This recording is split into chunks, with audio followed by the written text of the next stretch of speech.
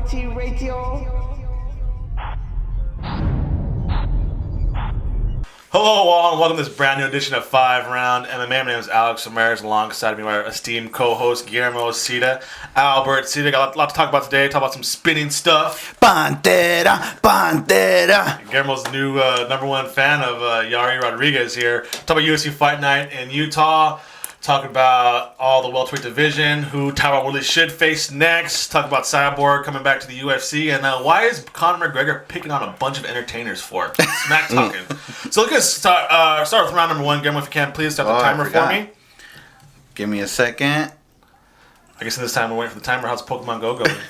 It's going pretty good. I got a lot of evolving done this past week, so that's always good.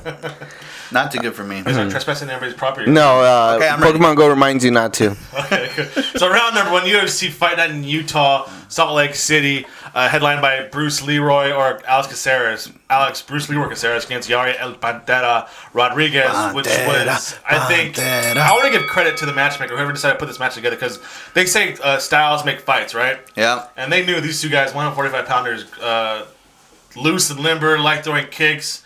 I mean, people on Twitter saying this is like a video game. There's Street Fighter here. There's Mortal Kombat. Some you see just like in a demo for karate matches. So, just your thoughts on the reaction?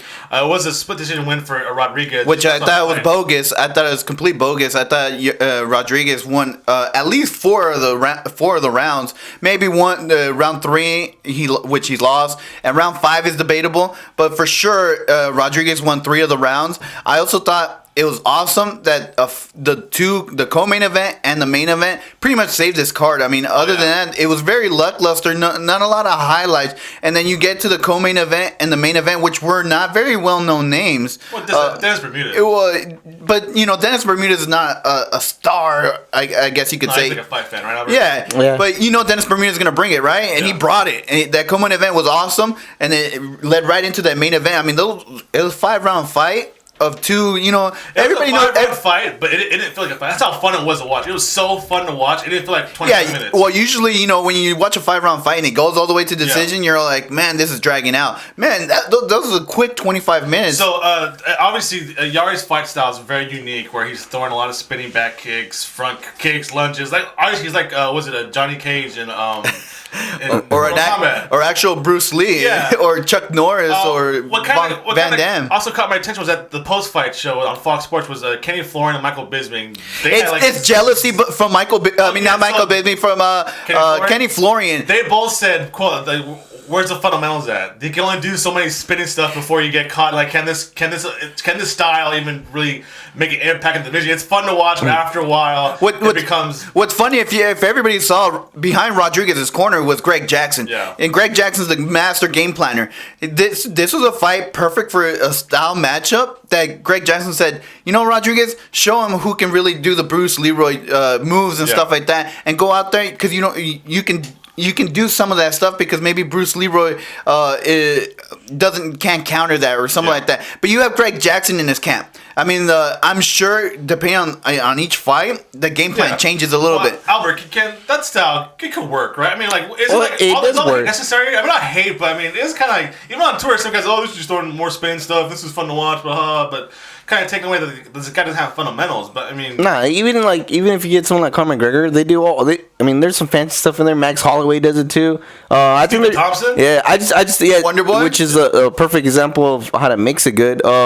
But I think they're just hating. Yeah. I think Michael Bisping's been the person that got knocked out or seriously hurt off of those spinning things. So what's funny? Kenny Florian is just a guy who never reaches potential. We never did any spinning. If you guys saw the post fight, Michael Bisping didn't look all too there. Well, they just announced he's gonna fight Hendo, so of course he's kind of like probably like, oh man, he's getting flashbacks of a truck hitting him. Yeah. So I mean, obviously this style can work. I mean, And Yair is 23 years old, ultimate fighter. Featherweight division. That's what's scary. Yeah. I mean, I was texting you guys when I was watching the fight. I was like, I can see Yair already competing against Jose Aldo or Conor McGregor. Damn. That would create such whatever the results are. That will it give an entertaining fight? Yeah. Heck yes, it would be an entertaining fight because he will not back down. I was thinking about just match him against Dennis Bermudez. This guy's over here. You know what? Match him up against Kenny Florian. That's what I really want to see. Also, go back to the co-main event. Bermudez called out Frankie Edgar for New York. Oh, I saw that. You like that? People are saying it's not gonna happen. Nah, that ain't gonna happen. Why not? Frankie too above his league, or Yeah, Des Bermudez keeps going. I mean, I know he had his little streak, but then he got beat. So I just think he needs to get another little streak going before. Yeah, but who's thing. Frankie Edgar gonna fight at this point? I mean, like he got to the top, he failed twice. Max now. Holloway. Max Holloway's there. That's why I want Frankie Edgar now because he's coming off a loss. That's true too. So I think Dennis Bermudez is a great point for Frankie Edgar to get back in the winning track as well and start that momentum. I mean, like if you start throwing him again to the Wolves, you don't build that momentum for Frankie Edgar. And for Dennis Bermudez, that's a good, huge name for him to propel to the elite in the featherweight. Even though I think Rodriguez should be ranked like number 3 now. Yeah. So we get Bermudez. Big time fight for New York, and Rodriguez. Stop all the hate, guys, because it's a good fight. It was fun to watch. Everyone likes spinning stuff. Exactly. It's why girls like watching John Claude Van Damme movie right there. And the thing is that he main event in Salt Lake City or his own fight. Like imagine the star is there. You know he's gonna be in Mexico City next time. So that's it for round number 1. Coming up, I want to talk about the welterweight division. And there's Tyron Woodley writing, inducting Stephen Thompson and requesting to fight either Nick Diaz or GSP. So do not go anywhere. Time for round number 2. So we have a new champion, the welterweight division, Tyron Woodley. Excuse me. And did you guys see the post fight after UFC 201? They have Stephen Thompson on the panel, and they asked Tyron Woodley, "So you're gonna fight me next?" And Tyron, "No, I'm not gonna fight you next. I want the big money fights." And this whole past week, 2 big money names have come out. Nick Diaz, who's off of suspension, and then GSP, even so much where Vegas had the odds already for GSP versus Tyron Woodley. So GSP's favored. Yeah, exactly after 3 years off. So do you like this talk of these super fights in the welterweight division? Or sure, Tyron Woodley, do what wasn't done to him and fight Stephen Thompson? Because remember, he was complaining, he's getting ducked. Don't duck me. Yeah. Fight me, Robbie Lawler. No rematch with Rory Mack. No rematch with Carlos Condit. No, fight me. I deserve it. Now he's kind of, not doing that to Stephen Thompson. So what do you guys think about this? I don't like the fact that all these new champions all of a sudden have all these new demands. Even Fabricio Verdum, when he first won the belt, he had all these demands. I'm gonna fight this guy. I don't want to fight that guy. Nunes too, see what's up? Like get us Michael Bisping. Be like a 5-time champion, and then pick whatever you want. Yeah. I don't get this like new champion mentality. Conor McGregor, baby. The Conor McGregor effect. That's a horrible point. I think that's horrible. It just shows you that there's something wrong with the UFC, that these guys have to become champions to demand those money fights to get the money that they deserve. I mean, the fact that he has to fight Stephen Wonderboy does deserve it. Don't get me wrong, he does deserve it. But Tyron Woodley's in a position where he wants to put money in his pocket. So why are you gonna bash a fighter becoming champion now? Hey, now I have a little bit of power, a little bit of say. I'm gonna try to get as much money as I can in my pocket, because otherwise, when I'm not champion, I'm not gonna have that opportunity anymore. It's just kind of weird because Robbie Lawler, did you ever hear him once call out any fighter when he was champion? Like, no, it was line him up. I'm not. Yeah, but Robbie Lawler lost, and who got the biggest paycheck out of that fight card? Robbie Lawler. So why complain? All right. So no disrespect to Tyron Woodley for trying to get a paycheck. We all respect that. He wants a big money fight. Same thing with Michael Bisping.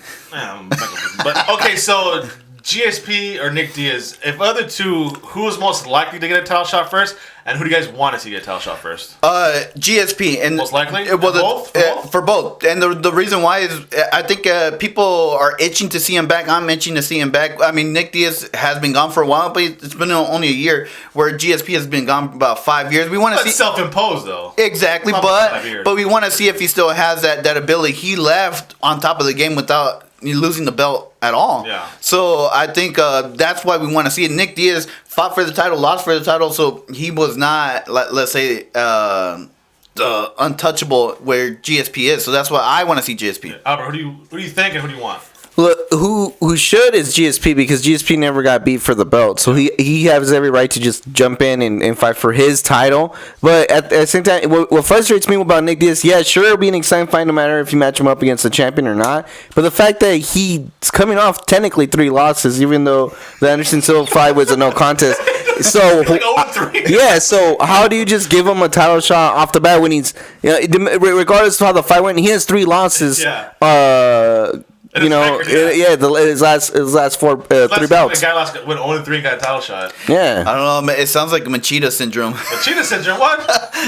Wasn't that guy on a losing streak, Jason, and then still getting freaking? Because he would at least get one major win. Yeah. I mean, he beat Ryan Bader, and then he gets a major. But literally, Nick Diaz has to beat someone in the last 3 bouts. He lost them all. So even Nick Diaz said, like, hey, I'll fight for the title if they give me enough.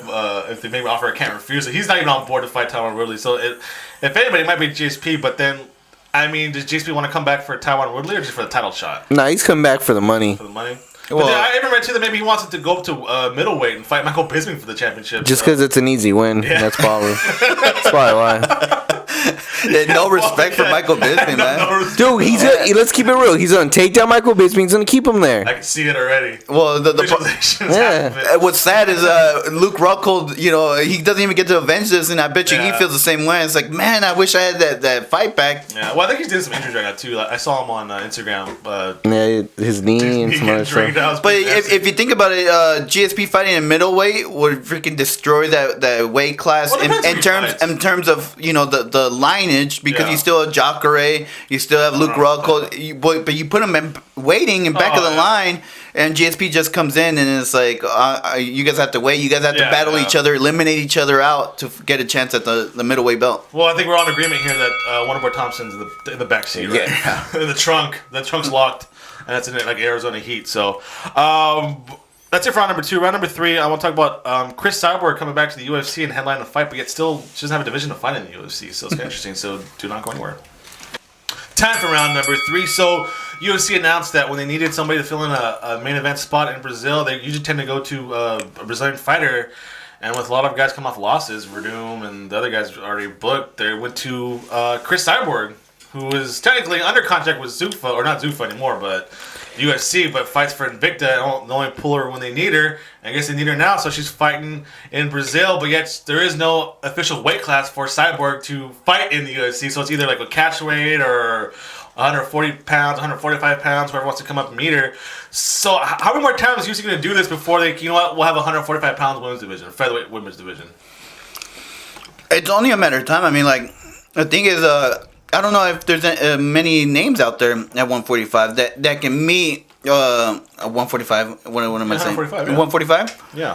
That can meet Cyborg at that weight class. I mean, everybody has to come up, don't they? Well, they're saying like how many of the fighters actually at bantamweight prefer to fight at 145 because they're cutting down weight. And like, well, they're saying now too, it's either 135, 125, or 115 if you want to be a woman and fight in the UFC. So I think a couple fighters went down from I think they see even like Jessica Penne fought at 135, but she fights 115 or something like that. So fighters are out there, but they just refuse to have a 145-pound division for some reason. I don't know why. I mean, Gina Carano, who was the face of women's MMA before Ronda Rousey, was a 145-pounder. So there's names out there. And I'm sure there's a lot of women in the bantamweight division who wouldn't mind going up to 145. I think it's a perfect matchup for Holly Holm. I mean, like...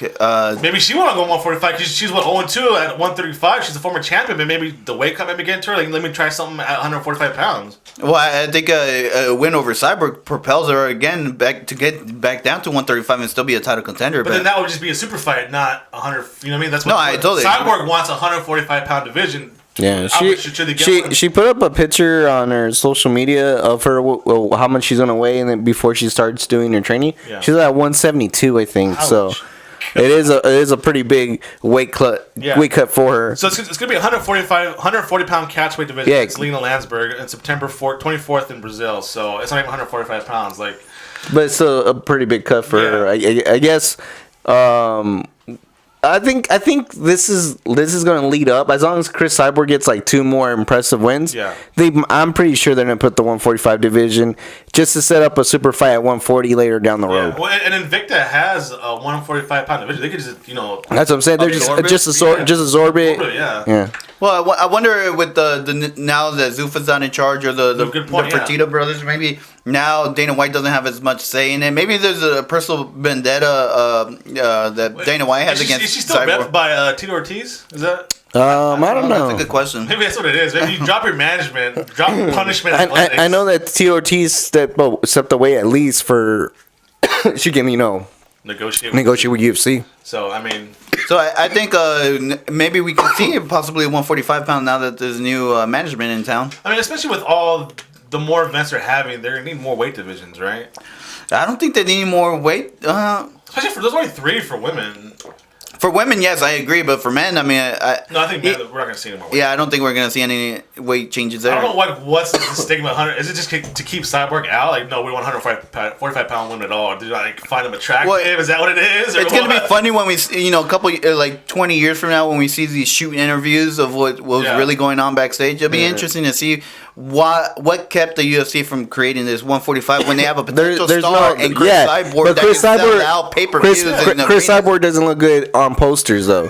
That's what you guys are missing here. But they can find somebody. Like I said, like Holm go to 145. I mean, maybe persuade Gina Carano to come back for one fight.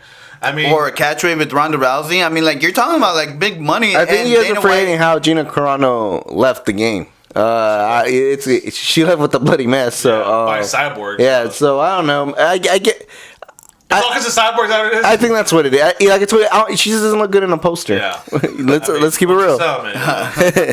Some might not like that. I think you started the timer later. Yeah, I did start the timer later, so I don't even know where we're at. This guy, unregulated rules right here. What are we in New York or something? Yeah, he's about 5 minutes. You think, Albert? Yeah, it's 5 minutes. 5 minutes, we'll see. But that's no disrespect to the women of the 145-pound division that we didn't start the timer on time. It's just lack on our part. So that's it for round number 3. We're gonna take a quick break and into the championship rounds. Talk about Conor McGregor picking on poor professional wrestlers. So should be fun. Welcome back. Time into the championship round. So last week we're was a conspiracy against Nate Diaz after his appearance on that Conor O'Brien show, where all of a sudden out of nowhere Conor McGregor pops up making fun of his black T-shirt, and Nate Diaz felt a little bit disrespected and bombarded by the UFC. Little conspiracy theory, even though it was Nate Diaz's time, Conor McGregor still got able to his time to talk smack in. But I think he kind of redeemed himself. He was on Jimmy Kimmel Live this past week and did a cool little segment where he had the fans on the streets of LA, Hollywood, talking crap about Nate Diaz and how they're big Conor McGregor fans, and then Nate Diaz would come and sneak behind them. Hey, how's it going, man? And of course, like we all would. How's it going, Nate, man? I love you, big fan of you, man, big fan of yours. So, you guys like that? It's kind of like a different side of Nate Diaz. I'm not gonna lie, right? But I don't know how you guys feel about late night talk hosts, but I prefer Jimmy Kimmel over Conan O'Brien any day. Whoa, no. I prefer watching Jimmy Kimmel. I'm a Conan O'Brien guy. It's way more. Jimmy Kimmel's way more entertaining to watch than Conan O'Brien. Screw the Jimmys in my book. Both Jimmys. I'm Conan and Jimmy, and then everybody else is like whatever. I cannot stand what's the name Fallon at all. Yeah. So I'm not a big Fallon fan at all. But it's 1A. If you think about what Kimmel was able to do with a lot of these athletes. Yeah. You had the mean tweets. Now you have this Nate Diaz. I mean, what Jimmy Kimmel does and how he involves sports, I think is very well done. Well, he was on Fox Sports for the football for the longest time, remember? So he's a sports guy. And it doesn't seem like he's bashing none of the athletes. It brings a perspective of people's opinions, and then he brings in the actual sports athletes, and I think it's very well done. He was a sports guy for the longest time on Kevin and Bean over here in K-Rock in LA for the morning show. So I think that's he's comfortable in sports. So, but Albert, I want to get back to Nate Diaz, his little side of comedy side. Which I think they're finally getting it. Yeah. Like, I know they used to refuse a lot of media stuff. A lot of other fighters refuse media stuff, but they understand that these little things here bring in the fans a little bit more. You get a little bit more fans, and that's really how you make money. Yeah, and it went viral too. Yeah, people forget, like, you got two things. Either you make the crowd really hate you, or you play into it and get more. Yeah. And then you can get you're either a heel or you're a face. Exactly. For Nate Diaz, and this is why Dean Ambrose will never get over. Exactly. For Nate Diaz, you put him in an element where you talk to him in an interview type of setting, and he doesn't like that. He looks uncomfortable. Yeah, he looks uncomfortable. But you put him in a setting where maybe he's a part of a prank, and it looked like he really enjoyed it. I mean, so you put him in the right scenario. You get the right stuff from Nate Diaz. I mean, like, now if you have him in little pranks like that, I mean, I would love to just sit and watch Nate Diaz doing that. But then you see him on Conan O'Brien, he gives you one-word answers. Yeah. It's like, okay, I'm over it. That's why you got to add Conor McGregor onto that, because then he can probably, get him going a little bit. But that's probably the big difference between what we saw last week and what we saw this week. Yeah, well, I like how also the UFC realized this is a two-person fight. It's not, you can't just parade Conor McGregor out there and expect to sell. They'll probably will still sell out, but I mean, he's fighting somebody. Mm-hmm. So let people know who Nate Diaz, not just a guy who filled in last minute and choked him out. Like, fight fans know who Nate Diaz is, but Conor McGregor fans who are maybe casual and just watching it whenever he fights don't really know who Nate Diaz is. This guy has been in the UFC since over 10, 11 years now. Yeah, and you've seen this guy grow up. And when you think about someone like Mike Tyson, you don't remember a lot of their opponents, but it's because they didn't make the most of it. When you're fighting someone like this, dude, you might as well put yourself on the map while you're at it. Exactly. And then I don't know if you guys heard that way, because I was sorry, but after the fight, you're still have some sort of notoriety. Right? Like, how many Mike Tyson opponents can you name? Exactly, because none of them took the chance to really, He was on his dominant run, right? Yeah. Yeah, I don't know if you guys heard the rumors that supposedly Nate Diaz right now is currently walking at 200 pounds. Nate Diaz? Yeah. What? There was I saw. That's gonna be a tough cut. I don't know if you guys are keeping up. It's a tweet. I don't know if it's real. But supposedly he's walking around at 200. Come on, is this your shot at Albert for the Tony Romo photo or what? Yeah. Is that it? Fat Tony Romo here? He did look pretty big, though. I thought it was a padding, wasn't it, for the Tony Romo? So, but what was Fat Nate Diaz? Hashtag fat the Tony whole Romo. point though is what if he doesn't make weight? This whole anticipation and then he doesn't make weight. I don't think so. I think that's part of it. Unless he's purposely not trying to make weight. Dun dun dun. Dang, Nate Diaz jabbing at the UFC again. Yeah, But nah, he was not about getting paid. I don't think so. Maybe he's just wearing. I think Conor. Two black shirts. But see, I think Conor takes the fight even if he doesn't come in and weight. What, a middleweight fight now or what? I guess. Win against Michael Bisping. But anyways, it's always good to see these fights, and it's obviously a late night show. Jimmy Kimmel, mainstream media. The more we see different fighters, other than the Paige Van Zandts, Conor McGregor's, Ronda Rousey's, Holly Holmes, out there, the more they see how diverse MMA really is. So it should be great another great outlet and for another great potentially rematch. So that's it for round number 4. Round number 5, finally get to Conor McGregor and talking smack about all them poor professional and what he quotes juiced up wrestlers. So it should be fun. Do not go anywhere. Welcome back. Time for the 5th and final round. Conor McGregor is at it again, making fun of none other than the poor professional wrestlers of the World Wrestling Entertainment. I'm not too sure where he got the interview from or where it was at, but Fox Sports actually retweeted it, and where he just kind of laid into professional wrestlers and guys like Brock Lesnar. They're, I think, quote, juiced up to their eyeballs, and they're all just a bunch of PUSS. I don't want to finish the rest of it. And that it's entertainment that even CM Punk, that guy hasn't fought yet, but quote unquote, he's still a punk in his book. But he's also was kind of also sure to compliment Vince McMahon, Triple H, The Rock. and The Rock. So probably the 3 most powerful men in professional wrestling. So one of his latest tweets on the whole subject, Conor McGregor, he said, "I didn't mean no disrespect to the WWE fans. from it. Yeah, A lot of backlash. what I meant to say was I slapped the head off your entire roster and twice on Sundays." Oh God! So is this a genuine feeling from McGregor, or is he just looking for a big WrestleMania paycheck? Like I think he's looking for a big WrestleMania paycheck.